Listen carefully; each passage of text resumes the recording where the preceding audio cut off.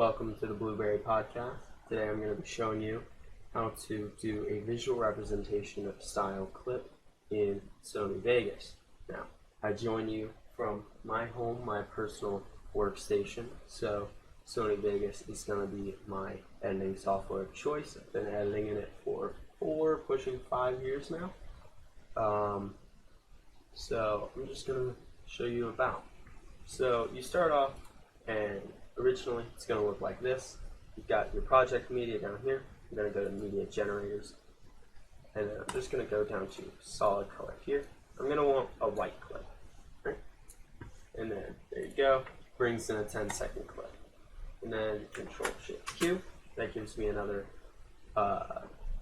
video layer here in what I call the train station. I like to think of my marker as the engine of a train, and it moves away, exiting the train station here with all of my clip information, my layer information, its opacity, mute, solo, that kind of stuff. And so I'm going to bring in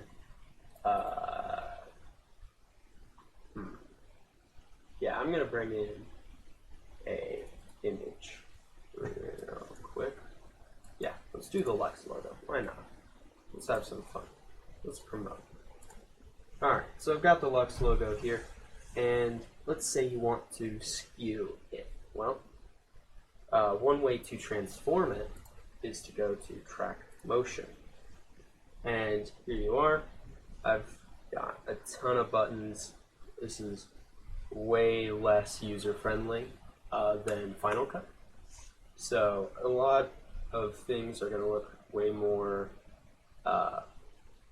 intimidating.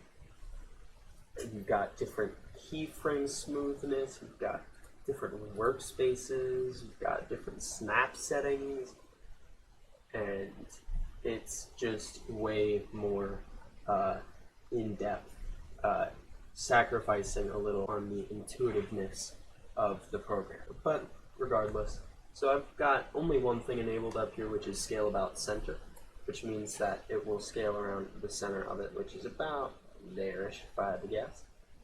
And then I can also put on prevent movement X and Y, which means I can't move it, I can only scale it. And of course I have my aspect ratio unlocked, meaning that I can do that.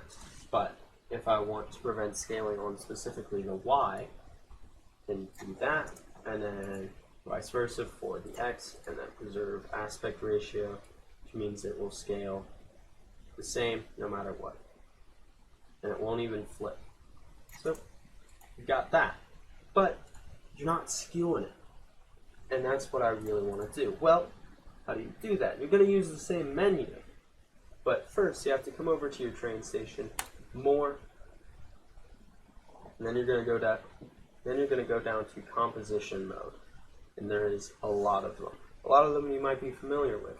Difference, lighten, darken, burn, dodge, hard light. These are all in Final Cut as well. They're very common. You got some that you might not be familiar with. Multiply or mask, which I personally use to do cinematic bars, because it just it makes a mask out of it. And then you've got custom, as well as 3D source alpha, which is what we're going to be using today. It's basically going to keep it completely the same, but it's going to treat it as a 3D object instead of a 2D object, meaning you can rotate it and scale it on the Z axis. So you're going to enable that, and then you're going to go down to track motion, and it all of a sudden becomes way more intimidating. Now, when I first opened this in 2016, I didn't even want to use this menu, but now it's something I'm kind of known for. It's very intimidating, but it's all right. So you've got your perspective, which you can move around like this, and then you've got your front, left, and top. And so when let me scale this down. When I rotate here, there you go. You see that it is actually rotated and not just shrank. And also on the top view, you've noticed, or you may have noticed, that it's no longer horizontal. It's kind of all diagonal. And you can, do all of this stuff, as well as scaling it on the z-axis. And scaling on the z-axis, you can do that. Now, so you can make it all kinds of shapes. And that's how you do that in Sony Vegas.